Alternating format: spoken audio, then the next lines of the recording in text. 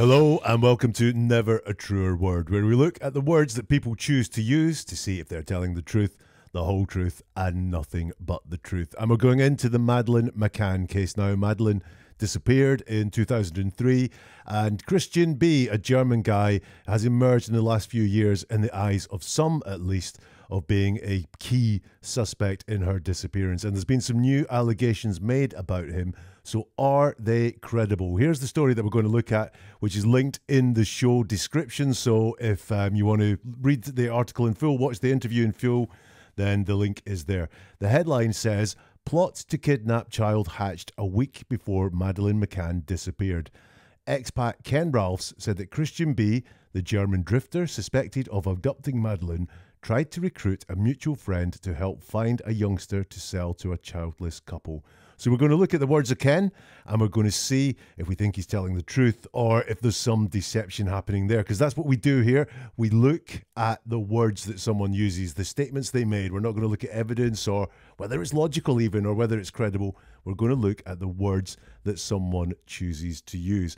And as you're looking at these words, as you're listening to them, watch for a couple of things. Watch for changes in style. It can be really instructive if someone changes the way they talk about different situations, changes how many words they use, what sort of descriptions they use, how they describe themselves in there, and watch for storytelling as well.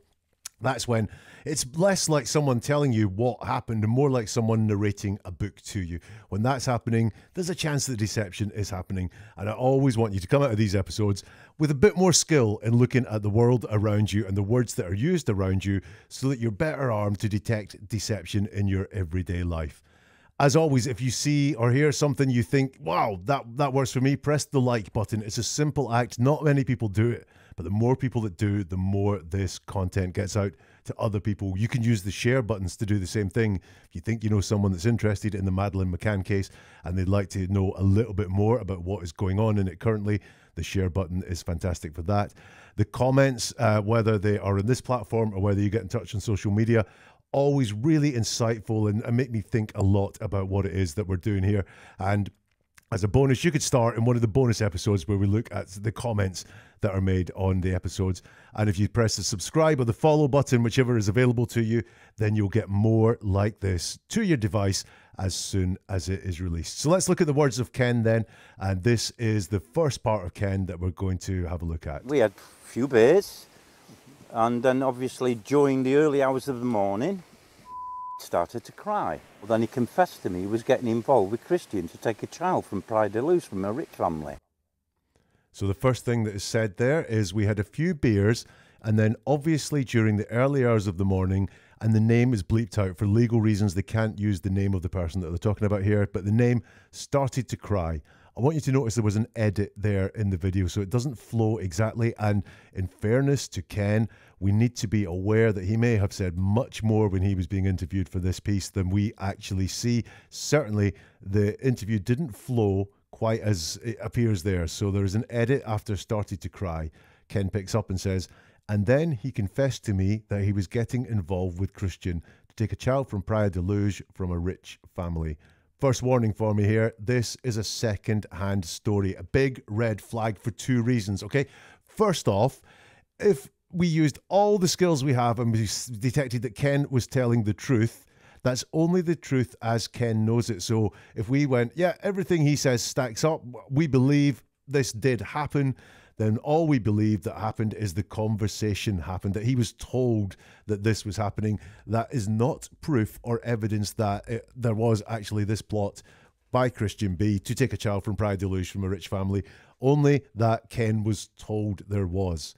The other thing that is a red flag around secondhand stories, and you'll see this on social media a lot, is that someone wants to say something, potentially they believe it could be true or it is true, they just don't have the evidence, so they'll concoct. A friend told me this, I'm hearing from an insider that, and it really is deceptive.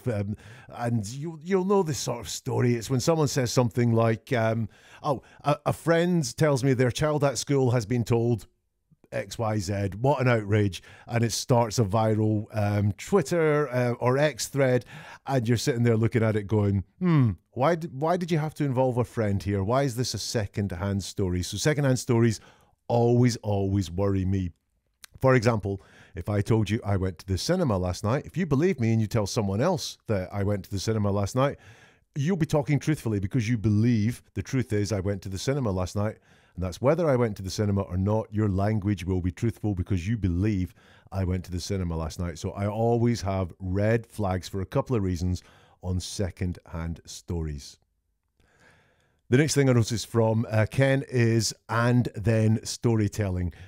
We had a few beers and then obviously during the early hours of the morning, the name started to cry and then he confessed to me he was getting involved with Christian. And then are words that we use to skip time. Now, why do we want to skip time when we're talking? It could be we want to be brief. So if you wanted to tell someone what you did last night, you may say, we went out for a few drinks and then the cinema, right? And you're hiding what happened when the few drinks happened, the trip from wherever you were drinking to the cinema, and then is used to keep things brief. But it also, if you noticed, it hides things. And sometimes when people are telling deceptive stories and they don't want you to tell you all the truth, then they'll use and then to hide things. You know, I was walking down the street and then I saw someone, and actually I was walking down the street and I was looking for someone and eventually I found them and then I saw them. So and then can be used to, is used to jump time, but it can be used deceptively. It can be used to hide things, and we don't know what it is here. We just note that Ken is using and then storytelling. Do want you to notice how this is all in the past tense, exactly as we would expect from someone telling a true story about past events. We had, past tense, a few beers. The name of the person started, past tense, to cry. Then he confessed, past tense to me. He was getting involved, so past tense. And that is an indicator that this could be truthful. If someone is telling you about past events and they move into the present tense every now and again, or they tell the whole story in present tense, red flag that this story could be being made up. But Ken, certainly here, reliably in the past tense. Ken says, we had a few beers and then obviously during the early hours of the morning, this person started to cry. Why is it obvious? It's not obvious to me. It's not an obvious consequence of having a few beers that someone cries in the early hours of the morning. So why is Ken telling us obviously such and such started to cry? Well, obviously is a convincing word. People use it all the time to control what we think about what they're saying. If someone says, yeah, obviously, what they really mean is don't question this. I don't want you questioning this. It's obvious. It's obvious. What I'm going to say is so obvious that you should not question this. It's obvious. So obviously, bit of a controlling word, definitely a convincing word. When someone's not quite sure of what the ground that they stand on, they'll tell you, obviously this happened, so that why would you question something that's obvious? That's what I believe we could be seeing here. The next thing, if you notice that the person was crying, but that's the only emotion that is there. Emotions are, he doesn't say why he was crying, what he was upset about. He does say that he was getting involved with Christian, but he doesn't say whether this scares him. He doesn't say, whether is really, really, he wants to back out, but Christian's scaring him. He doesn't say that. The emotions are not there whatsoever. He starts to cry. And then he confessed to me, so we don't quite know. Maybe that's what the jump in time is. It's skipping some sort of emotions, but emotions missing from this. There is crying, but there are no emotions. And then the description. He was involved with Christian to take a child from Praia Da Luz from a rich family. Now, is he crying because he was involved with Christian to take a child? Very possibly. It would make me cry if that was happening to me. But then why add in from Praia Da Luz, from a rich family? Well, those are things that point to it being Madeleine. Yeah, those are things that point to it being Madeleine. If it was just take a child, this happened 20 miles away from where Madeleine was abducted, so I get where the relevance would be. But, really, would the crying, would the confession be about where the child was being taken from, or the family that the child was being taken from? Or would it be about taking a child? That's the important thing here, taking a child. So I want to know why he's described it as he confessed he was getting involved to take a child from Praia Da Luz, from a rich family. that could have come out in a large conversation, but just as would not be expected. Why are you crying? Because I'm getting involved in a scheme to take a child from Praia Da Luz from a rich family, would not be expected. Here's more from that interview. I said, it's ridiculous, don't do this. What are you getting involved with people like this for? You can't kidnap a child and ask for a ransom, you'll end up going to jail. He said, it's not about a ransom, it's about selling the child to a German couple who couldn't have children. So we have, I said it's ridiculous, don't do this. What are you getting involved with people like this for? You can't kidnap a child and ask for a ransom, you'll end up going to jail. He said, it's not about a ransom, it's about selling the child to a German couple who couldn't have children. So what did you notice there? I notice, again, we have past tense. I said, he said, reliably still in the past tense. I do worry about how much, when he's relating these events, he's quoting conversations that happened in the past. Can you remember word for word the last conversation you had with someone before you watch this or listen to this? No, I certainly can't remember word for word. I remember the gist of it, but word for word, no. And he is giving the impression he's recalling these conversations word for word. Yeah, always very interested in why he's doing that, but reliably in past tense. I said, it's ridiculous, don't do this. What are you getting involved with people like this for? People like this. In the telling of the story, he said, I'm involved in a plot with Christian B, but this has been bounced back to him with getting involved with people like this, not a person like that, or Christian, or him. People, plural, like this. So what's going on there? There's a mismatch there between what's being said and what was said previously. Is this friend got a reputation for getting involved in multiple daft schemes, and that's why it's people like this? Could be. We don't know, but I'm interested as to why the two things don't match up. Why he's been told the story, or what, in his words, he's been told the story about getting involved with one person, Christian B, and he's coming back to him by getting involved with multiple people, people like this. Doesn't match. You can't kidnap a child and ask for a ransom. Well, funny, you just can't kidnap a child. You know, the ransom part of it is, you know, you can't kidnap a child, you'll end up going to jail, right? That, again, is the big thing. And he seems to be adding more on to this, taking a child from Praia Da Luz, from a rich family. And again, it's you can't kidnap a child and ask for a ransom. You just can't kidnap a child. So again, more feels like it's being added to what's being said. I know it's not a reliable word for word recap of what was said in these conversations, but bits are being added in that I'm not entirely happy with. Also, the phrase that he came back with in his response, you can't kidnap a child. If you look at what he said he was told previously, it was getting involved with Christian to take a child, not kidnap a child, take a child. But that has been bounced back again in the reply to kidnap a child. You'll notice as well, I've been talking about it being in past tense. When Ken has been talking through the conversations and almost acting out what he said and what he was told, he's been using the present tense, which is what these conversations would be. As they happened at the time, they would be in the present tense. Apart from this part here, it's about selling the child to a German couple who couldn't, past tense, have children. And again, to a German couple, more being added in here. So this is like, you know, is he adding things in that we wouldn't expect to hear? You know, I would expect to hear, it's not about a ransom, it's about selling the child to a couple who couldn't have children. The word German has been kind of crowbarred into that. And the words I find that have been crowbarred in, like Praia Da Luz, from a rich family, German, all things that point to Madeleine McCann and Christian B. So I do wonder about, is this exactly what happened? Or is it a story that is being made to fit the circumstances that Madeleine disappeared and also fit now the accusations that are being pointed at Christian? Here's some more from Ken, who returned to Britain shortly after that conversation. He says, when he discovered Madeleine McCann had been abducted, he went straight to the nearest police station. They just said, you know, to the police, look, you need to... Here's the secret map of how you get to this point here. And I said, that must be sent immediately to Portugal. So Ken says, I just said, you know, to the police, look, you need to, here's the secret map of how you get to this point here.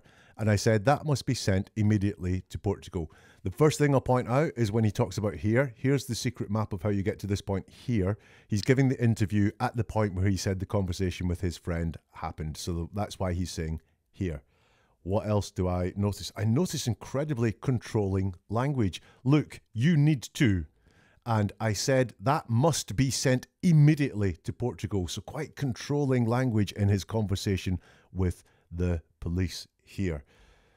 The secret map part, that was interesting. Here's the secret map, not just here's the map, but here's the secret map. Well, something I've noticed about Ken's words as we've been going all the way through this is Ken seems to want to be seen to be very helpful and to be doing the right thing. So when his friend told him, and this is in Ken's words, when his friend told him that Christian was roping him into a plot to abduct a child, Ken told him, this is ridiculous and you'll go to jail. So Ken seems to really want us to know that he does and did the right thing. And I think that's the same thing. Look, I told the police, you need to do this and this must be immediately. You know, he had a sense of urgency to get the right thing done. And he's not just giving them a map of how to get to where the conversation happened or where Christian could be. It's a secret map that I'm sharing with the police. I think that's what's going on there. I think Ken wants to be seen as a helpful person who does the right thing. I said that must be sent immediately to Portugal. What, just the country in general? Or, you know, vague language there, you know, to the police in Portugal or to the investigating teams in Portugal would be expected, but he just wanted it sent immediately to Portugal. Here's some more from Ken. They said, have you made your statement to the police? I said, yeah. They said, well, don't worry, go home. If they need to contact you, they will. And of course, for endless years, nobody did contact me.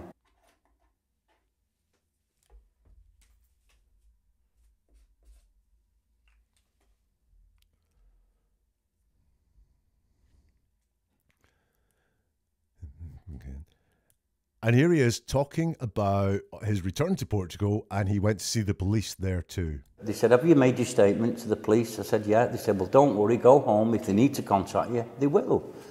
And of course, for endless years, nobody did contact me. So Ken says he went to the Portuguese police, and then in his words, they said, have you made your statement to the police? I said, yeah. They said, well, don't worry, go home. If they need to contact you, they will. And of course, for endless years, nobody did contact me.